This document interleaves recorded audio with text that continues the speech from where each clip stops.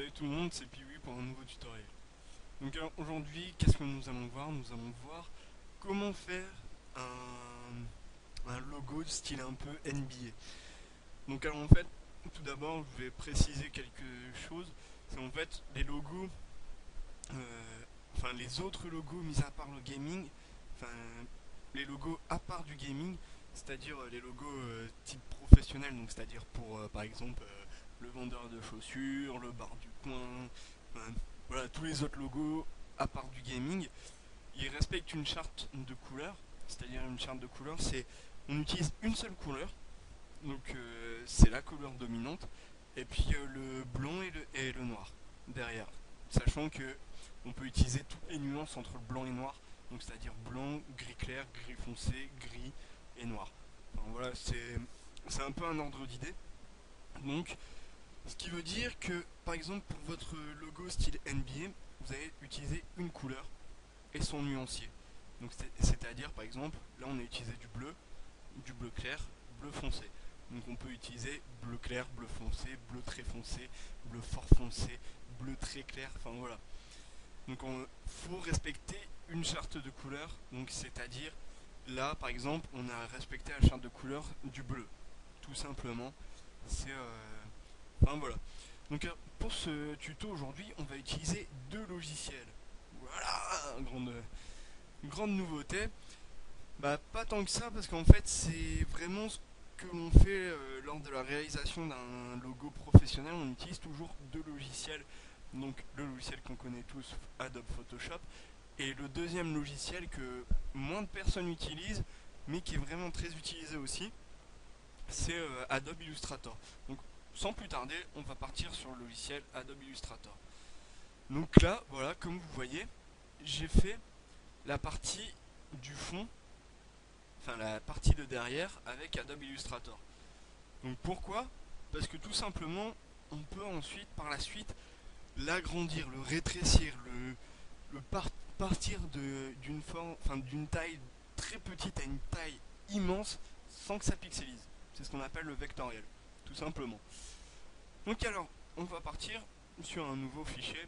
Donc comme je viens de le dire, peu importe la taille, on s'en moque complètement. Donc là c'est 2000 par 2000, mais c'est juste un, pardon, c'est juste un ordre d'idée. Donc on va prendre l'outil plume, tout simplement. Ensuite, bon, on va juste retirer deux trois trucs là. Voilà, on va le mettre en noir. Donc ensuite, l'outil plume c'est comme sur Photoshop, tout simple. Vous cliquez, vous avez un point. Ensuite, ce qui est bien sur Illustrator, c'est là par exemple, vous voyez, il y a un trait. Bah, c'est tout simplement pour dire que je suis bien en face, que je suis bien aligné. Donc voilà, là vous êtes sûr d'avoir un trait droit. Donc ensuite, c'est comme sur Photoshop, il suffit de faire un cliquer glisser pour faire une courbe. Voilà. Par contre, un truc qui est beaucoup plus intéressant que Photoshop, pour éviter enfin, ce trait-là, vous le reconnaissez tous, c'est le trait qui va faire l'arrondi par la suite. Bah, il suffit tout simplement de recliquer sur notre point d'ancrage et ça se supprime. Donc ensuite, on fait la même chose. Voilà. C'est assez rapide en fait. C'est vraiment très pratique ce logiciel-là. Parce que, comme vous voyez, par exemple, là, j'ai intersection des deux. Donc, ce qui me facilite les choses, je sais qu'il est bien, qu'il est au même point que les autres, quoi. Voilà. Pas besoin que ça soit très symétrique. Il suffit d'un tout petit peu de symétrie, ça va. Donc, alors là, on va faire un truc. Là, par exemple, vous appuyez sur le bouton, sur la petite flèche noire, Selection Tool, ou bien l'outil de sélection.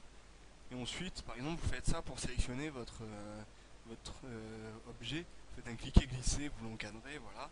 Ou bien vous cliquez directement dessus.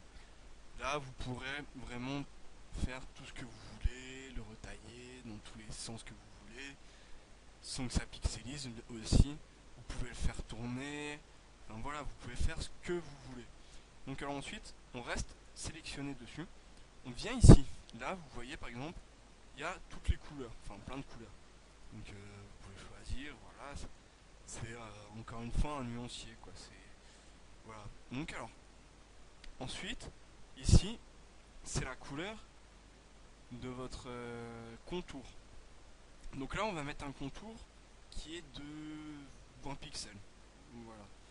Donc là, en fait, ce qui est intéressant aussi sur Illustrator, c'est que le contour, il se met 10 pixels à l'intérieur. Par exemple, là, vu qu'on a utilisé 20, il se met 10 pixels à l'intérieur, 10 pixels à l'extérieur. Ce qui fait que ça n'agrandit pas énormément votre forme. Si vous mettez des contours énormes, ça change pas grand chose. Donc là, ensuite, il y a un autre truc assez sympa, c'est pour le style du contour. Donc là, par exemple, notre contour, on va prendre ce style-là. Là, vous le voyez pas trop, enfin si un peu quand même. Vous voyez que le contour, il fait un peu, il n'est pas tout, partout à la même taille. Enfin, voilà, c'est juste en fait un petit style qu'on va mettre. Donc voilà, maintenant, on va choisir le dégradé. Donc alors, je vais un peu recommencer ce que j'ai fait pour que vous voyez bien. Donc encore une fois, toujours avec l'outil sélection, je reste dessus. Je clique ici. C'est en fait, c'est comme les options de fusion tout simplement, mais sauf que là c'est pour le dégradé. Vous cliquez sur votre dégradé. Là ensuite, pareil que sur Photoshop, vous choisissez la couleur que vous voulez. Ensuite, un autre truc qui est pratique par rapport à Photoshop, c'est là en fait vous avez été dans vos couleurs. Là, vous pouvez sélectionner clairement la, la couleur, enfin le degré que vous voulez de noir dedans. Enfin, si votre couleur elle doit être fort foncée ou non. Ensuite là, on va mettre pour que ça soit la verticale. Voilà. Donc on a notre forme. Donc ensuite, on va faire un truc tout simple, c'est enregistrer sous. On va mettre enregistrer sous le tuto. Donc là c'est parce que j'avais enregistré d'abord pour celui d'avant. Donc ne vous en faites pas, je ne sais pas pourquoi il rame comme ça. Ah voilà. Donc vous faites sur OK, il n'y a pas de souci, ça vous vous en occupez pas, vous cliquez juste sur OK. Ensuite on retourne sur Photoshop. Tout simplement. Vous ouvrez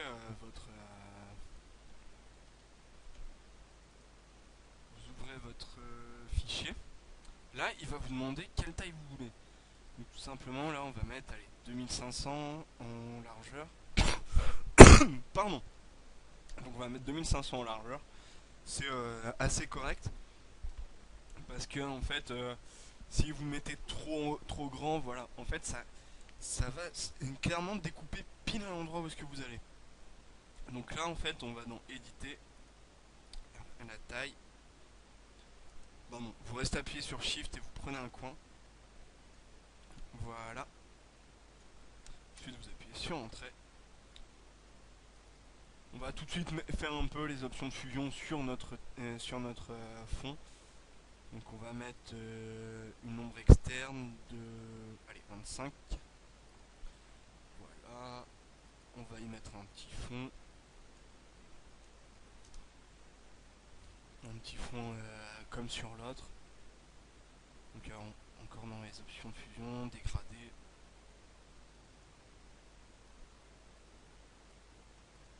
Voilà. On inverse, radial, 150%. Voilà. Donc là on a déjà fait un peu l'aspect physique, un peu l'aspect finition vite fait. Comme ça au moins on est tranquille. Ensuite on va dans notre texte. On prend notre outil texte. Voilà, on prend Bold Condensed, Myriad Pro.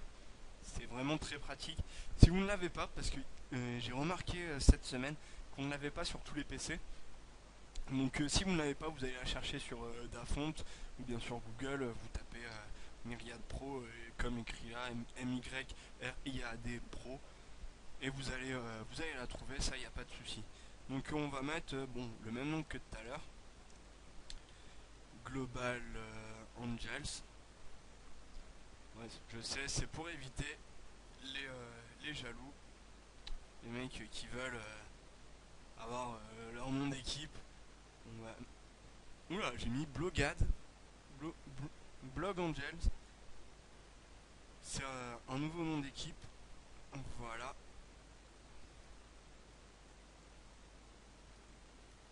Donc ensuite, vous pouvez faire pour que ça dépasse un petit peu ou pas beaucoup. Il n'y a pas de souci. Voilà, donc vous essayez de centrer. Ensuite, on va cliquer ici. Tout simplement, c'est pour, comme avant, quand vous étiez au collège, que vous éclatez avec Windows Word, Microsoft Word, où est-ce que vous faisiez un peu vos textes style 3D et tout, où est-ce que vous étiez super content parce qu'il y avait un super beau rendu. On est tous passés par là, donc ne vous en faites pas. Donc alors vous cliquez là-dessus et ensuite vous sélectionnez arc. Donc alors l'arc en fait, le bend, quand il est en positif, ça arrondit vers le haut, quand il est en négatif, c'est vers le bas. Ça c'est pas très compliqué. On va le mettre à aller, -8. Ensuite la distorsion verticale, c'est pour que on ait une impression d'inclinaison. Et là on va mettre aussi à -8. Voilà.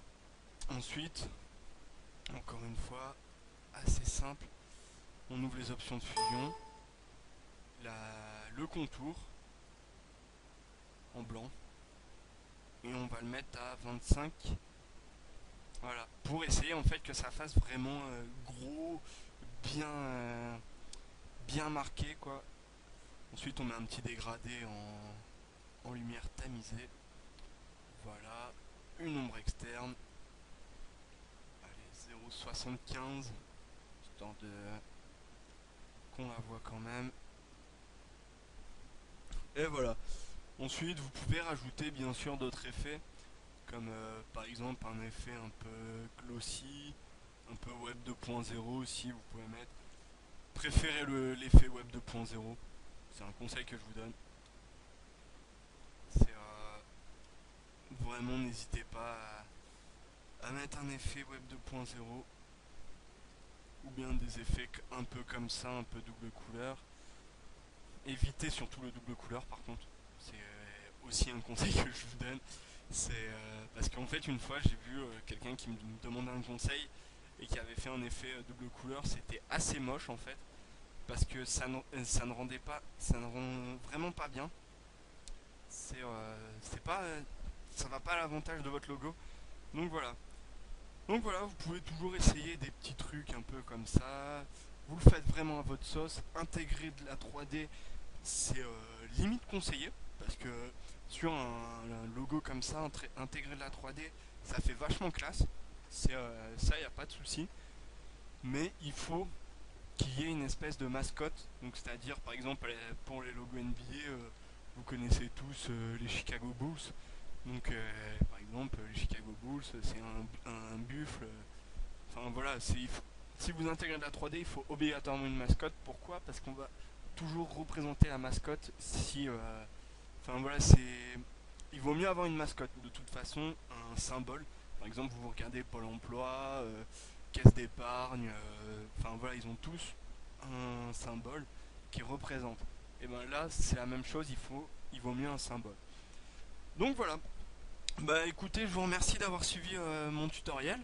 Et puis bah, je vous dis à la prochaine pour de nouveaux tutoriaux. Vous pouvez vous abonner à ma page Facebook, enfin aimer la page Facebook, que le lien sera mis dans la description. Et vous abonner à ma chaîne, laisser des commentaires, il n'y a pas de souci, au contraire ça va me motiver pour faire de nouveaux tutoriaux. Allez, à la prochaine pour de nouveaux tutoriaux.